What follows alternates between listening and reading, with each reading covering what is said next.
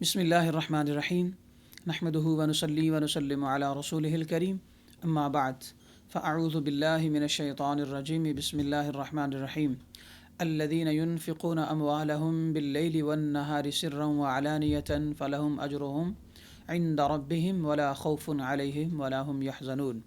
اللہ رب العالمین نے ارشاد فرمایا، بے شک وہ لوگ جو اپنا مال خرچ کرتے ہیں اللہ کی راہ میں باللیل والنہار، دن کے اجالوں میں بھی اور رات کے سناٹوں میں بھی، سرًا وعلانیةً، لوگوں کے اندر بھی یا پھر پوشیدہ طور پر اپنا مال اللہ کی راہ میں خرچ کرتے ہیں، تو فلہم اجرہم عند ربہم، بس ان کا اجر ان کے اللہ کے پاس ہے، ان کے پالنے والے پروردگار کے پاس ہے۔ ولا خوف علیہم ولا هم یحزنون، انہیں کوئی خوف نہیں ہے نہ ہی وہ کبھی غمگین ہوں گے۔ اس آیت مبارکہ سے ہمیں یہ پتہ چلتا ہے کہ اللہ کی راہ میں خرچ کرنے کی جو فضیلت ہے اور جو برکت ہے، اس کے بدلے میں اللہ تعالیٰ بخشش عطا فرماتا ہے۔ اور پھر یہ بھی پتہ چلا، آپ اللہ تعالیٰ کی رضا کے لیے خرچ کریں، اگر دکھا کے کریں تو بھی قبول ہے، اگر آپ چھپا کے کریں تو بھی قبول ہے، آپ دن میں خرچ کرتے ہیں تب بھی قبول ہے، آپ راتوں میں خرچ کرتے ہیں تو تب بھی قبول ہے۔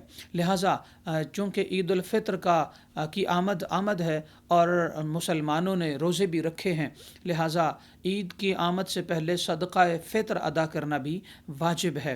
اور صدقہ فطر ادا کرنے کے لیے جو نصاب ہے، ہمیں صاحب نصاب ہونا چاہیے۔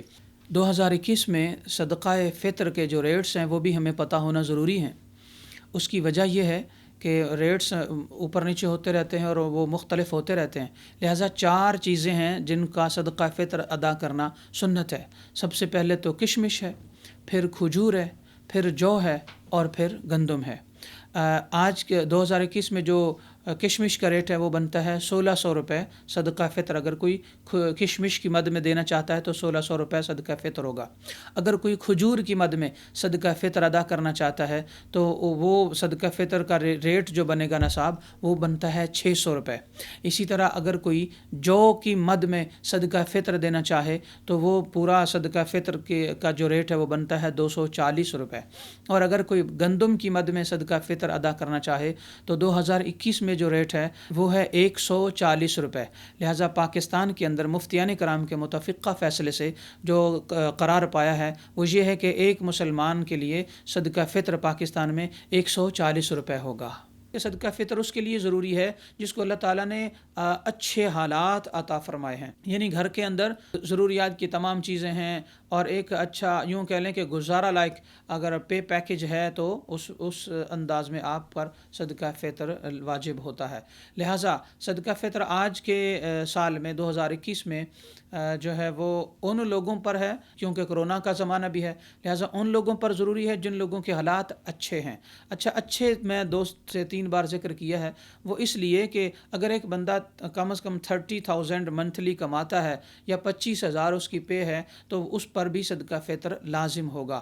وجہ یہ ہے کہ یہ صدقہ فطر ایک تو زیادہ نہیں، دوسری اس کی فضیلت یہ ہے کہ آقا علیہ السلام نے فرمایا، جب مسلمان روزے رکھتا ہے تو روزے کے اندر اس سے ہوئی غلطیاں، اس کی زبان سے نکلے ہوئے وہ جملے جو اللہ تعالیٰ کو پسند نہ تھے، اس کے جسم سے ہوئے ایسے اعمال جو کہ روزے کی حالت میں روزے کی بے ادبی شمار کیے جاتے ہیں، تو ان کی معافی کے طور پر اور پھر روزے کو اللہ تعالیٰ کی بارگاہ میں قبول کروانے کے طور پر صدقہ فطر ادا کیا جاتا ہے۔ آقا علیہ السلام نے فرمایا، جب تک صدقہ فطر ادا نہ کیا جائے تب تک روزہ آسمان اور زمین کے بیچ میں معلق رہتا ہے، یعنی کہ قبولیت کے درجے کو نہیں پہنچتا۔ اور اگر آپ نے صدقہ فطر ادا کر دیا تو اللہ تعالیٰ روزے کو قبول فرما کے جتنی بھی غلطیاں اور دوران روزہ خطائیں یا پھر روزے کی بے ادبیاں خدا نخواستہ بتقاضۂ بشریت، ہم بشر ہیں، گناہ گار ہیں، خطا کار ہیں، تو ہم سے اگر سرزد ہوتی ہیں تو اللہ تعالیٰ ان کو معاف فرماتا ہے۔ تو یقیناً یہ بہت بڑی سعادت اور خوشبختی کی بات ہے۔